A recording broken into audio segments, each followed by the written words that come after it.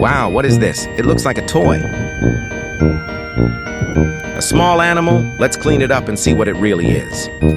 First, soak it in water for a bit. Use a brush to clean the mud off the surface.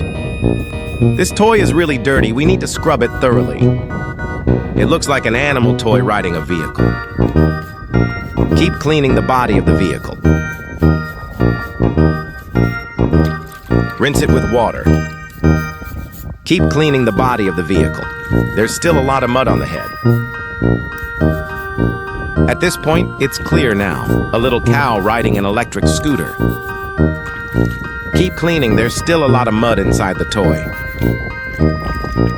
Keep cleaning, there's still a lot of mud inside the toy. Finally, rinse the whole toy with water again. All done. Let's soak it in water again to rinse off the remaining mud. So cute, a little cow and its electric scooter.